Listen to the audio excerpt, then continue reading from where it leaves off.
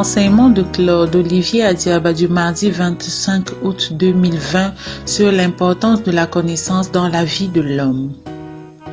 Le 21e siècle, avec la recrudescence des nouvelles technologies de l'information et de la communication et l'avancée fulgurante de la science, se caractérise par les économies de savoir dont la toile de fond est la connaissance. Elle est devenue l'objet d'études de plusieurs disciplines scientifiques parmi lesquelles l'épistémologie occupe une place de choix. Dans les domaines des sciences, les bouleversements sociaux et les interrogations qui en résultent ont suscité de nouveaux paradigmes pour rendre intelligibles les réalités qui dérivent de l'expérience sociale et varient en conséquence des structures sociales. Les théories scientifiques sont convoquées, voire élaborées pour expliquer, cerner, interpréter les phénomènes auxquels la société fait face. De même, on fait appel à la pluralité de connaissances dont dispose l'humanité pour résoudre ses problèmes. Ou bien l'homme procède à la recherche méthodique de nouvelles connaissances au cas où celle dont il dispose s'avère inefficace. Il entreprend une nouvelle démarche pour aboutir à des résultats meilleurs. La quête de la connaissance est au cœur de toutes les sociocultures, de toutes les entreprises humaines. C'est un phénomène que les sciences sociales traitent différemment selon qu'elles l'envisagent comme savoir scientifique, comme savoir de sciences commun ou comme procédure d'inférence et d'action. Mais qu'est-ce que la connaissance? Quelle est sa typologie? Et enfin, quelle est son importance dans la vie de l'homme?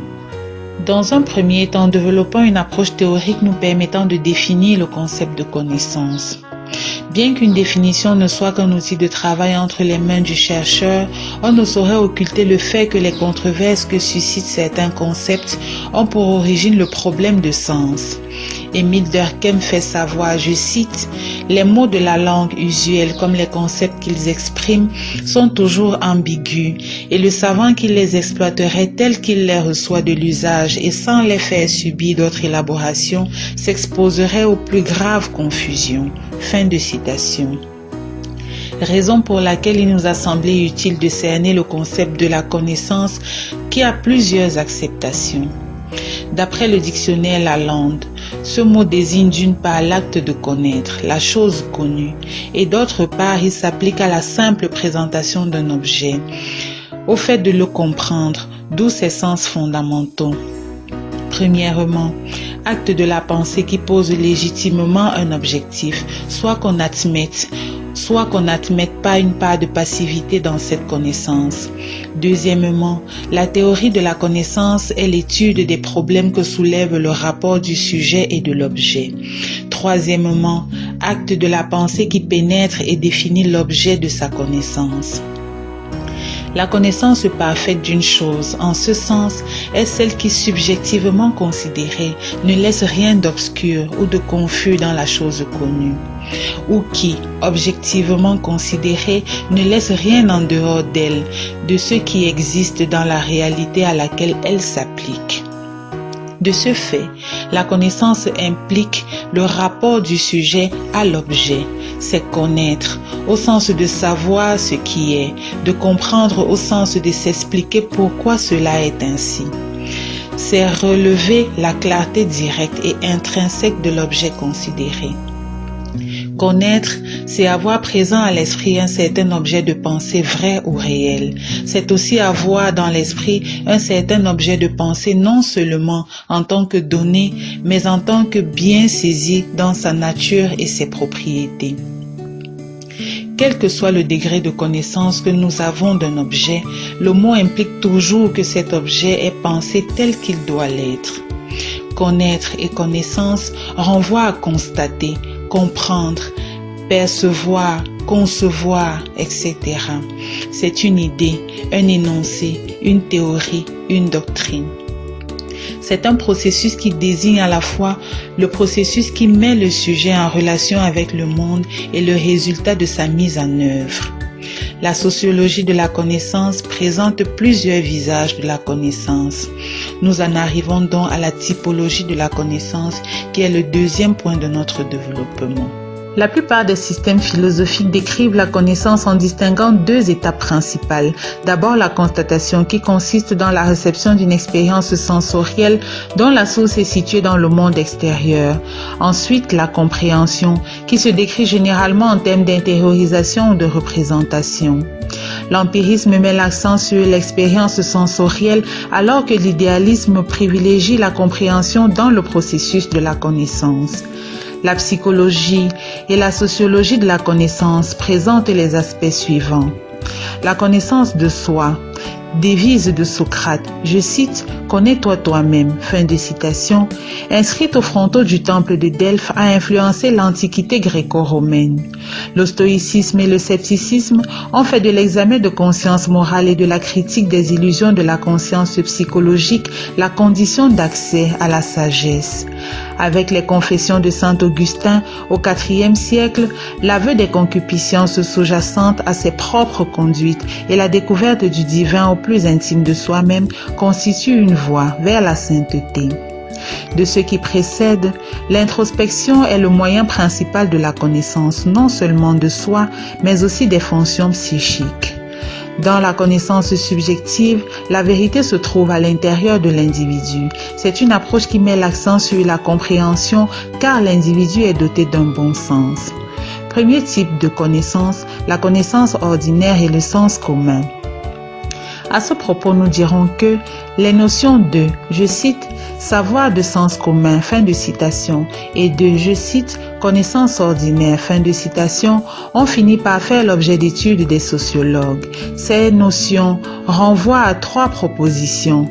Première proposition, les individus ont une vision pertinente du monde dans lequel ils vivent et les univers d'action dans lesquels ils ont l'habitude de s'engager. Deuxième proposition, ils évaluent de façon adéquate la forme et le déroulement que devraient avoir les types d'activités collectives auxquelles ils participent régulièrement. Troisième et dernière proposition, ils sont capables d'ajuster leur conduite aux circonstances de l'action et de donner une description correcte des raisons pour lesquelles ils l'ont fait. Cette conception de la connaissance ordinaire pose un délicat problème qui est le suivant. Comment démontrer que la façon dont un individu ordonne ici et maintenant l'univers d'action dans lequel il s'inscrit momentanément est reconnaissable par les autres participants à une même activité et garantit de ce fait la coordination? Quoi qu'il en soit, force est d'admettre que tout un chacun sait qualifier les individus, les choses et les événements de son environnement et que c'est en raison de ces qualifications qu'il oriente ses actions. Deuxième type de connaissance, la connaissance objective. Elle s'appuie sur la raison, la rationalité, l'objectivité. L'objet d'étude est à l'extérieur de l'individu. La vérité se trouve à l'extérieur de l'individu qu'il faut conquérir avec la posture d'un homme de science que Gaston Bachelard a qualifié de, je cite, « nouvel esprit scientifique ». Fin de citation. Couplé d'une démarche rigoureuse, scientifique, dont les étapes sont consignées dans l'ouvrage d'Émile Durkheim intitulé, je cite, « Les règles de la méthode sociologique ». Fin de citation. À la fin de cette démarche, on obtient des résultats palpables, quantifiables, vérifiables, testables, applicables, fiables et connus de tous. C'est la vérité scientifique, vérité qui éclaire l'homme dans son itinéraire terrestre. Nous en arrivons alors au dernier point de notre réflexion qui porte sur l'importance de la connaissance dans la vie de l'homme. La connaissance est le socle granitique de la vie de l'homme et Dieu est la source de toute connaissance. Dès lors, l'ignorance et le péché sont deux véritables fléaux qui minent la vie de l'homme. Les bêtis, parlant d'ignorance, disent « ndiman », c'est-à-dire éteint. Une façon de souligner à quel point l'ignorant évolue dans l'obscurité. Au sujet du péché, ils disent « nsem », qui dérive du verbe « ansem », qui veut dire couper. Ce qui revient à dire que le péché coupe l'homme de sa source, de son créateur et donc de la vérité. De ce fait, le péché et l'ignorance conduisent l'être humain à la mort. Il est écrit, je cite, Mon peuple périt, faute de connaissance. Puisque toi, tu as rejeté la connaissance, je te rejetterai de mon sacerdoce. Puisque tu as oublié l'enseignement de ton Dieu, à mon tour, j'oublierai tes fils. Tous, tant qu'ils sont, ils ont péché contre moi. Ils ont échangé leur gloire contre l'ignominie. Fin de citation. Osée chapitre 4, des versets 6 à 7. Rejeter l'enseignement de Dieu, c'est rejeter la vie, la vérité. Il a mis au cœur de l'homme le désir de conserver dans les livres ou par d'autres moyens le fruit des recherches de l'homme, recherches qui conduisent à la vérité, une vérité qui le libère. Il est écrit à ce propos, je cite, « Et vous connaîtrez la vérité, et la vérité vous libérera. » Fin de citation. Jean chapitre 8, verset 32. Or, nous savons qu'en définitive, la vérité est dans le Christ. Il est le chemin, la vérité et la vie. Confère Jean chapitre 14, verset 6. Nous savons que cette vérité de Dieu se trouve dans les Saintes Écritures, divinement inspirées. Mais bien d'autres livres qui nourrissent l'esprit et le langage de l'être humain, qui étoffent sa culture, forgent son intelligence et contribuent à la quête de la vérité.